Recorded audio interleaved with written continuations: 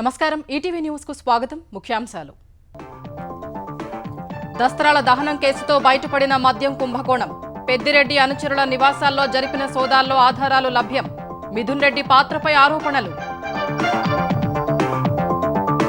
ముంబై నటిని వేధించిన కృష్ణా జిల్లా వైసీపీ నేత పెళ్లి చేసుకోవాలని అడిగినందుకు అక్రమ కేసు ఇద్దరు ఐపీఎస్ల ప్రమేయంపై ఆరోపణలు రాజకీయాలకు అతీతంగా హైడ్రాకు మద్దతు ప్రభుత్వానికి సంఘీభావంగా లేఖలు ర్యాలీలు జిల్లాల్లోనూ విస్తరించాలని సీఎంకు వినతులు నేడు రుణమాఫీ కానివారి సమస్యలపై వ్యవసాయ శాఖ చర్చ 2 లక్షలకు పైగా అప్పులకు వర్తింపచేయటంపై స్పష్టత ఇచ్చే అవకాశం తెలంగాణలో ప్రమాద ఘంటికలు మోగిస్తున్న డెంగీ 2 నెలల్లోనే 4,000కు పైగా కేసులు జ్వరం వస్తే వైద్యుల్ని సంప్రదించాలని నిపుణుల సూచన జమ్మూ కాశ్మీర్లో కాంగ్రెస్ నేషనల్ కాన్ఫరెన్స్ మధ్య సీట్ల సర్దుబాటు 5 స్థానాల్లో స్నేహపూర్వక పోటీ తొలి జాబితా విడుదల చేసిన ఇరు పార్టీలు ఉక్రెయిన్లో శాంతి నెలకొల్పే చర్యలకు భారత్ మద్దతు బైడెన్కు తెలిపిన ప్రధాని మోదీ ప్రపంచంలోని ఇతర సమస్యలపై చర్చించిన నేతలు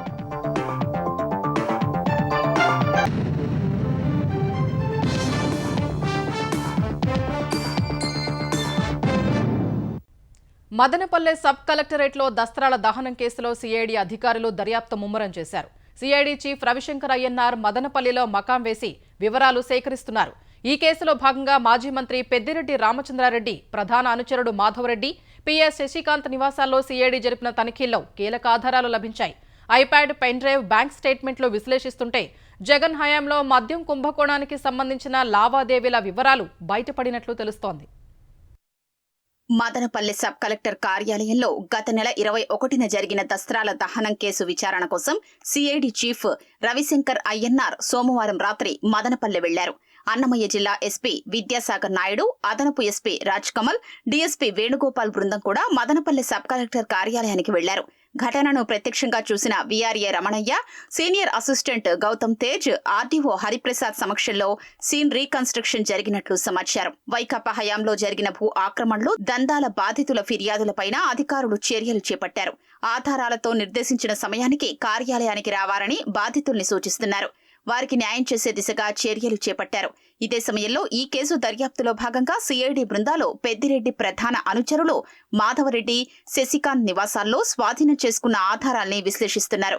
వివాదాస్పద భూముల లావాదేవీలకు సంబంధించి కీలక పత్రాలతో పాటు ఐపాడ్, పెన్ డ్రైవ్లు, బ్యాంక్ స్టేట్మెంట్లు క్షుణ్ణంగా పరిశీలిస్తున్నారు. ఇందులో జగన్ హయాంలో జరిగిన మద్యం కుంభకోణానికి సంబంధించిన పలు ముఖ్యమైన వివరాలు ఉన్నట్లు సమాచారం. వాటిపైన సీఐడీ అధికారులు కూపీలాగుతున్నారు. లభించిన ఆధారాలు, సమాచారాన్ని మద్యంపై తమ వద్దనున్న ఫిర్యాదులతో సరిపోలుస్తూ దర్యాప్తు చేస్తున్నారు. విరమణ చేసిన ప్రభుత్వ సిబ్బందిని మిడిల్ లెవెల్ ఆఫీసర్లుగా కాంట్రాక్టు, అవుట్సోర్సింగ్ విధానం ద్వారా రీఅపాయింట్మెంట్ చేసుకునేందుకు ఏపీ సర్కారు విధి విధానాలను విడుదల చేసింది. ఇందుకు స్క్రీనింగ్ కమిటీలు నియమిస్తూ జీవో 1466ను విడుదల చేసింది. Chief secretary, finance principal secretary, special సీఎస్లతో కమిటీ ఏర్పాటు చేసింది. డిప్యూటీ సెక్రటరీ, డిప్యూటీ డైరెక్టర్, అంతకన్నా కింది స్థాయిలో రిటైర్డ్ ఉద్యోగుల నియామకాలకు జీఏడీ ప్రిన్సిపల్ సెక్రటరీ పొలిటికల్ నేతృత్వంలో 3 సభ్యులతో కమిటీ ఏర్పాటు చేస్తున్నట్లు ఉత్తర్వుల్లో వెల్లడించింది.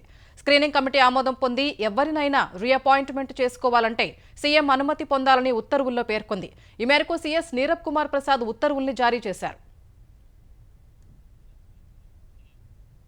హైదరాబాద్ మహానగరంలో ప్రభుత్వ ఆస్తుల పరిరక్షణ, ఆక్రమణల తొలగింపునకు తెలంగాణ ప్రభుత్వం తీసుకొచ్చిన హైడ్రాకు రాజకీయాలకు అతీతంగా మద్దతు పెరుగుతోంది.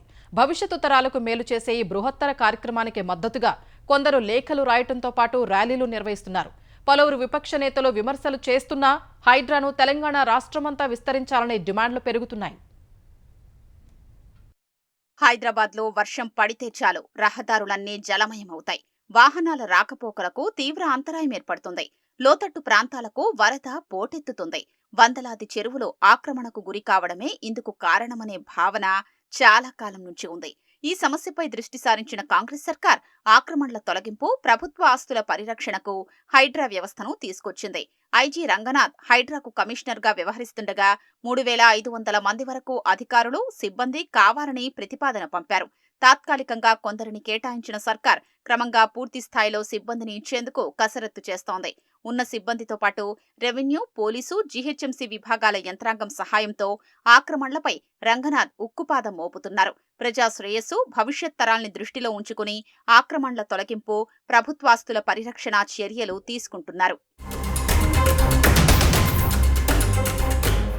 నీటి వనరుల పరిరక్షణపై ప్రధానంగా దృష్టి సారించిన హైడ్రా, ఎఫ్టీఎల్, బఫర్ జోన్లలో అక్రమ నిర్మాణాలపై ఉక్కుపాదం మోపుతోంది. ఇప్పటి వరకు 18 చోట్ల కూల్చివేతలు జరిపినట్లు హైడ్రా ప్రభుత్వానికి నివేదిక ఇచ్చింది. పార్టీలకు అతీతంగా హైడ్రా పనితీరును ప్రశంసిస్తున్నారు.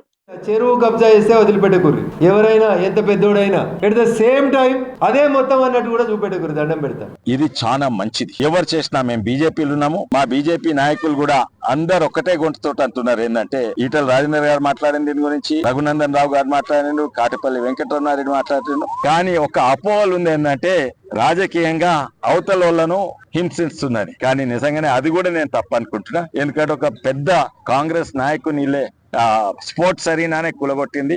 అదేవిధంగా ముఖ్యమంత్రి గారు కూడా మీ ద్వారా నేను విజ్ఞప్తి చేస్తా ఉన్నాను. ఖచ్చితంగా దీన్ని మీరు చేసే పని నేను పూర్తిగా ఒక శాసనసభ్యునిగా నేను మద్దతు ప్రకటిస్తా ఉన్నాను. అదేవిధంగా ఉన్నటువంటి ఎక్స్ప్లోరేషన్ భూమిని ఎంబడే దాన్ని టేకప్ చేసి డెవలప్ చేసే విధంగా, అదేవిధంగా ఉన్నటువంటి పట్టదాలకు టీడీఆర్ ఇచ్చేసి పట్టదాలను కూడా తొలగించే విధంగా ఉంటే చర్యలు ఇంకా బాగుంటుందని చెప్పి నేను తెలియజేస్తా ఉన్నాను. హైదరాబాద్లో ఇటువంటివన్నీ కూడా మొత్తం ఖాళీ చేయించమని, అట్లా ఖాళీ చేయిస్తే కమ్యూనిస్ట్ పార్టీగా మేము సపోర్ట్ చేస్తామని చెప్తున్నాం. మధ్యతరగతి పేదవాళ్ళకి సంబంధించి అన్యాయం జరగకుండా ప్రత్యామ్నాయం వేయండి. మరోవైపు హైడ్రాకు అధికార కాంగ్రెస్ నుంచి సైతం మద్దతు పెరుగుతోంది. చెరువులు, ప్రభుత్వ ఆస్తుల ఆక్రమణలు రాష్ట్ర వ్యాప్తంగా ఉండడంతో హైడ్రాను బలోపేతం చెయ్యాలని కోరుతున్నారు. హైడ్రాను జిల్లాలకు విస్తరించాలంటూ కాంగ్రెస్ నేతలు సీఎంకు లేఖలు రాస్తున్నారు. ముఖ్యమంత్రి రేవంత్ రెడ్డి సాహసోపేతమైన నిర్ణయం తీసుకున్నారని ఎమ్మెల్యేలు, మంత్రులు అభివర్ణిస్తున్నారు. మోడల్గా మొదట విడతగా హైదరాబాదు జిహెచ్ఎంసీ పరిధిలో హైడ్రాన్ పెట్టాం. సేమ్ ఇదే లైన్స్లో భవిష్యత్తులో జిల్లా హెడ్ క్వార్టర్స్లో మొదట పెట్టి దీన్ని టోటల్ స్టేట్లోకి ఫేస్ మేనర్లో తీసుకుపోవాలన్నదే ఈ ప్రభుత్వం యొక్క లక్ష్యం. ఎన్ని ఒత్తిళ్లొచ్చినా వెనక్కి తగ్గకుండా పార్టీలకు అతీతంగా ఆక్రమణదారులపై చర్యలుంటాయని ఇటీవలే సీఎం స్పష్టం చేశారు. ఆ దిశలో ముందుకు వెళ్లేందుకు కృతనిశ్చయంతో ఉన్న ప్రభుత్వం త్వరలోనే హైడ్రాకు పూర్తి యంత్రాంగాన్ని ఇచ్చేలా కసరత్తు చేస్తోంది. తెలంగాణలో 2 లక్షల వరకు రుణమాఫీ కాని రైతు సమస్యల పరిష్కారంపై ఇవాళ రైతు నేస్తంలో భాగంగా రైతు వేదికల్లో జరిగే వీడియో కాన్ఫరెన్స్లో వ్యవసాయ శాఖ చర్చించనుంది. ఈ కార్యక్రమంలో తెలంగాణ వ్యవసాయ శాఖ కార్యదర్శి రఘునందన్ రావు, సంచాలకుడు గోపి సచివాలయం నుంచి పాల్గొంటారు. రుణమాఫీ యాప్లో క్షేత్రస్థాయి సర్వే ద్వారా రైతుల పేర్ల నమోదు కోసం వ్యవసాయ శాఖ జారీ చేసిన మార్గదర్శకాల అమలు, ఇతర అంశాలపై రఘునందన్ రావు దిశానిర్దేశం చేయనున్నారు. అలాగే 2 లక్షలకు పైగా అప్పు ఉన్న వారికి రుణమాఫీ ఎలా అమలు చేయబోతున్నారో వెల్లడించనున్నారు. వీడియో కాన్ఫరెన్స్లో అన్ని జిల్లాల వ్యవసాయ అధికారులతో పాటు సహాయ సంచాలకులు, మండల అధికారులు, వ్యవసాయ విస్తరణాధికారులు పాల్గొనాలని ప్రభుత్వం ఆదేశాలు జారీ చేసింది. అనంతరం వ్యవసాయ విస్తరణాధికారులు, మండల వ్యవసాయ అధికారులు తమకు అందిన దరఖాస్తుల ప్రాతిపదికన ఆయా రైతుల ఇళ్లకు వెళ్లి సర్వే నిర్వహించి వారి పేర్లను యాప్లో నమోదు చేయనున్నారు. జగన్ హయాంలో ముంబైకి చెందిన ఓ హీరోయిన్ను వైసీపీ పెద్దలు, కొందరు ఐపీఎస్లు వేధించారన్న వార్త దుమారం రేపుతోంది.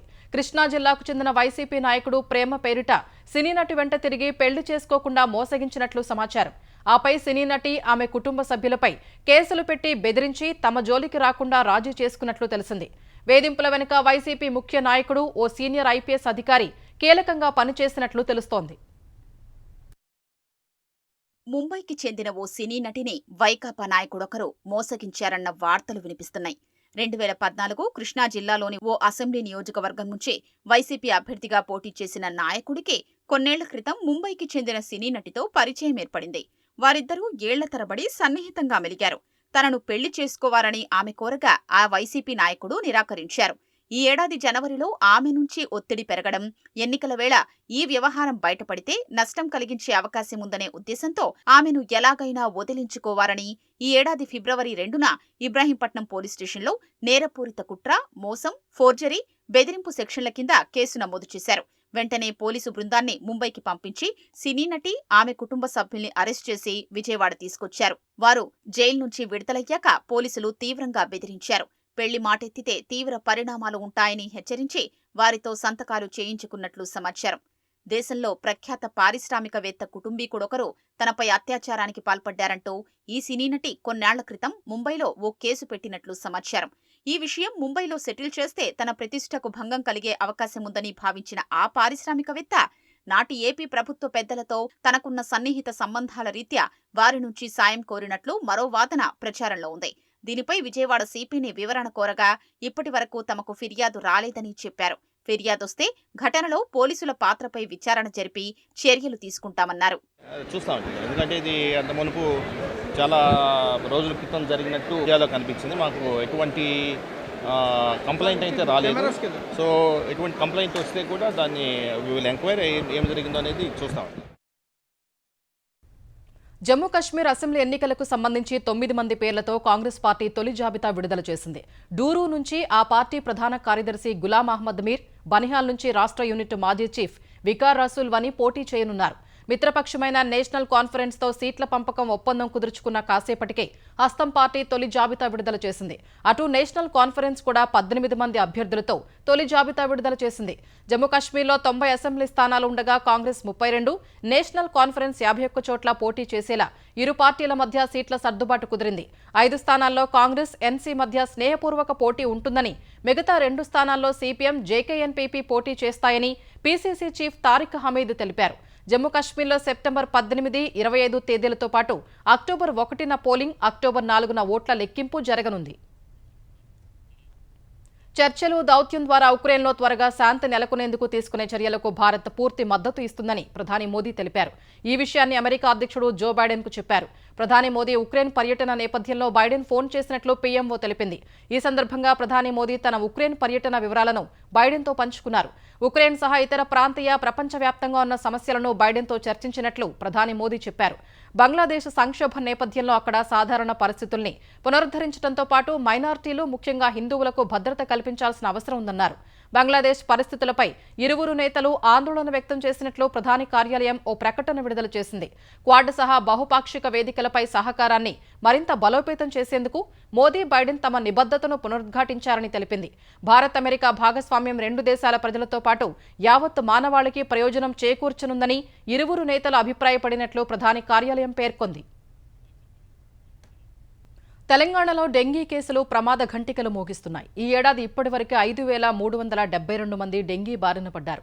2 నెలల్లో 4,000కు పైగా కేసులు నమోదు కావటం పరిస్థితి తీవ్రతను చాటుతోంది.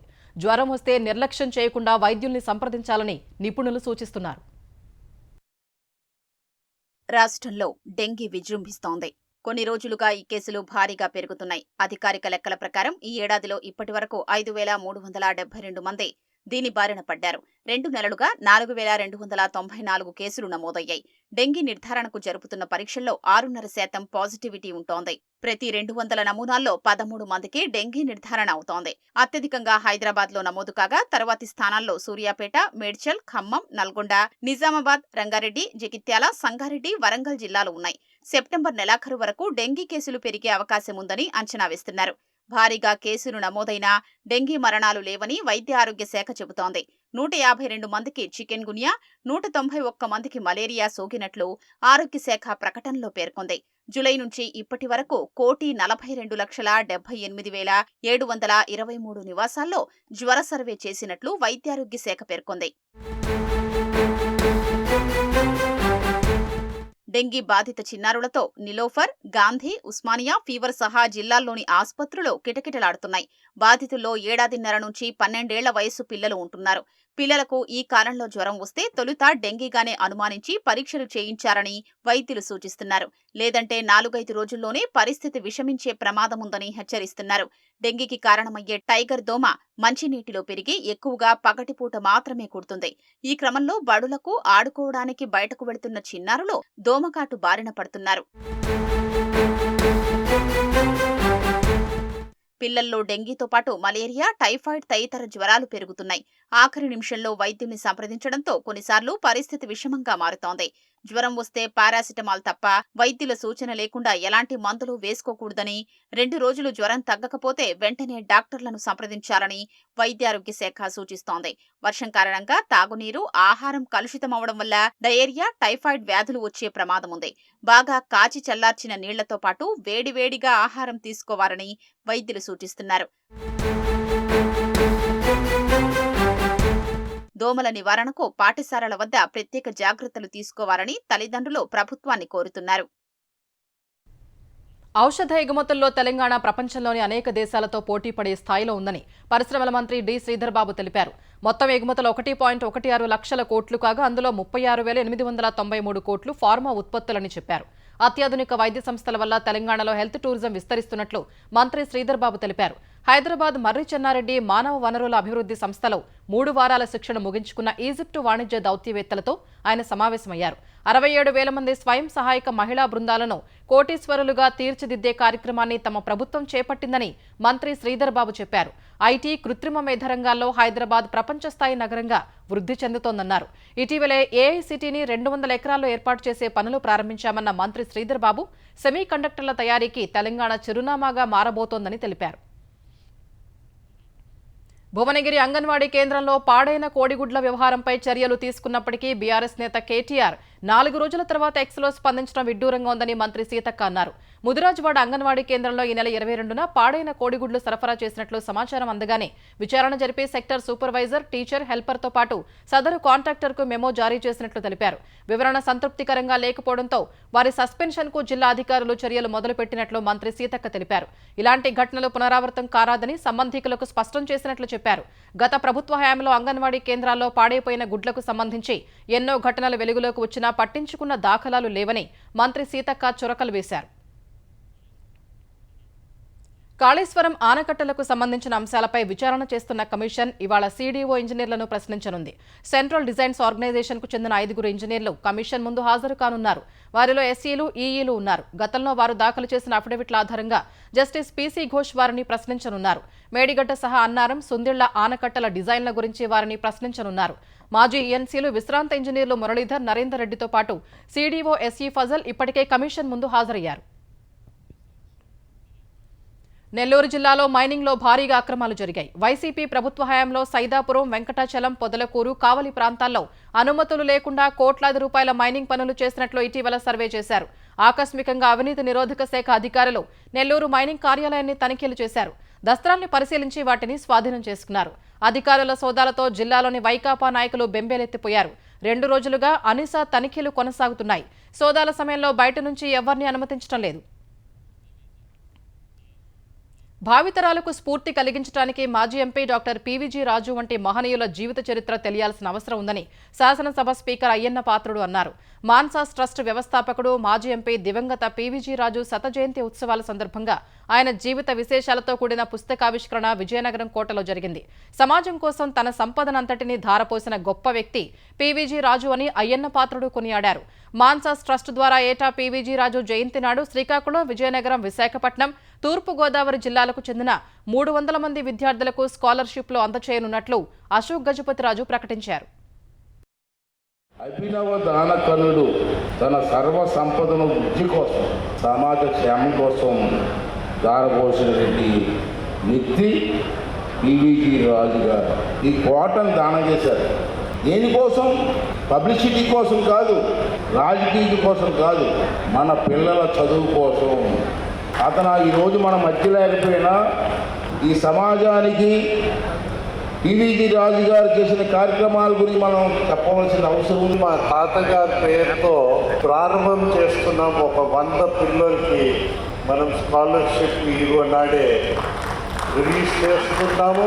ప్రతి సంవత్సరము మనము రాబోయే రోజుల్లో చెయ్యాలని తలపెట్టుకున్నాము. KIMS Ushalakshmi breast diseases centre వ్యవస్థాపక డైరెక్టర్ డాక్టర్ రఘురాంకు అరుదైన గౌరవం లభించింది. 122 ఏళ్ల చరిత్ర కలిగిన అంతర్జాతీయ శస్త్రచికిత్స సమాఖ్య నుంచి గౌరవ ఫెలోషిప్ స్వీకరించారు.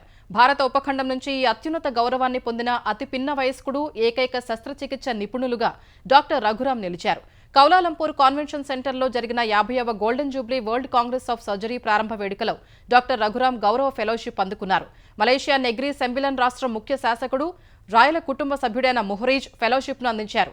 బ్రెస్ట్ క్యాన్సర్ వైద్యుడిగా డాక్టర్ రఘురాం చేసిన సేవలు ఎనలేనివని అంతర్జాతీయ శస్త్రచికిత్స సమాఖ్య అధ్యక్షుడు ప్రొఫెసర్ చెంగ్ హర్ కొనియాడారు. ఈ అరుదైన గౌరవాన్ని తన తల్లికి, భారతదేశానికి అంకితమిస్తున్నానని డాక్టర్ రఘురాం తెలిపారు. 3 వ్యవసాయ చట్టాల రద్దు కోసం రైతులు చేసిన ఆందోళనపై బాలీవుడ్ నటి బీజేపీ ఎంపీ కంగనా రనౌత్ వివాదాస్పద వ్యాఖ్యలు చేశారు. కేంద్రంలో నాయకత్వం బలంగా లేకుంటే రైతుల నిరసనలతో దేశంలో బంగ్లాదేశ్ తరహా పరిస్థితులు తలెత్తేవని ఇటీవల ఓ ఇంటర్వ్యూలో చెప్పిన వీడియోను ఆమె ఎక్స్లో పంచుకున్నారు. రైతు ఉద్యమ సమయంలో శవాలు వేలాడుతూ ఉండేవని, అత్యాచారాలు జరిగాయన్నారు. ఉద్యమం వెనుక చైనా, అమెరికా హస్తం ఉందన్నారు. కంగనా పోస్టుపై విపక్షాలు, అఖిల భారత కిసాన్ సభ తీవ్రంగా మండిపడ్డాయి. ఆమె వ్యాఖ్యలు యావత్ దేశ రైతుల్ని అవమానించేలా ఉన్నాయని ప్రతిపక్ష నేత రాహుల్ గాంధీ ధ్వజమెత్తారు. విమర్శలు తీవ్రం కావడంతో బీజేపీ బాహాటంగా కంగనా వ్యాఖ్యలను తప్పుపట్టింది. ఇకపై ఇలాంటి ప్రకటనలు చేయొద్దని ఆదేశించింది. ఆమె వ్యాఖ్యలకు పార్టీతో సంబంధం లేదని స్పష్టం చేసింది. జార్ఖండ్ మాజీ సీఎం జేఎంఎం సీనియర్ నేత చంపై సోరెన్ బీజేపీలో చేరడం ఖాయమైంది. ఈ నెల 30న రాంచీలో ఆయన కాషాయ కండువా కప్పుకుంటారని జార్ఖండ్ అసెంబ్లీ ఎన్నికల ఇన్ఛార్జ్ అసోం సీఎం హిమంత బిశ్వశర్మ ఎక్స్లో ప్రకటించారు. కేంద్ర హోంమంత్రి అమిత్ షాతో చంపై సోరెన్ భేటీ అయిన ఫోటోను ట్యాగ్ చేశారు. దేశంలోని విశిష్ట ఆదివాసీ నాయకుడిగా చంపైని బిశ్వశర్మ కొనియాడారు. భూ కుంభకోణం కేసులో హేమంత్ సోరెన్ అరెస్టు కావడంతో చంపై ముఖ్యమంత్రి అయ్యారు. హేమంత్ బెయిల్పై విడుదల కావడంతో చంపై సోరెన్ పదవి నుంచి తప్పుకోవాల్సి వచ్చింది. దీంతో అసంతృప్తితో జేఎంఎం పార్టీ కార్యక్రమాలకు దూరంగా ఉన్న ఆయన ఢిల్లీలో బీజేపీ అగ్రనేతల్ని కలవడంతో పార్టీ మారుతారనే ప్రచారం మొదలైంది. ఈ క్రమంలో చంపై శుక్రవారం బీజేపీలో చేరుతారని బిశ్వశర్మ ప్రకటించారు. పెళ్లి చేసుకోవాలనే విషయంలో తనపై ఒత్తిడి ఉందని, ప్రస్తుతానికి ఎలాంటి ప్రణాళికలేవీ లేవన్నారు. అయితే వివాహం జరిగితే జరగొచ్చని కాంగ్రెస్ అగ్రనేత రాహుల్ గాంధీ చెప్పారు. కశ్మీర్ విద్యార్థినులతో ఇటీవల మాట్లాడిన వీడియోను యూట్యూబ్ ఛానల్లో రాహుల్ పోస్ట్ చేశారు. తనకు తరచూ ఎదురయ్యే ప్రశ్నకు ఎలా సమాధానం చెప్పింది వివరించారు.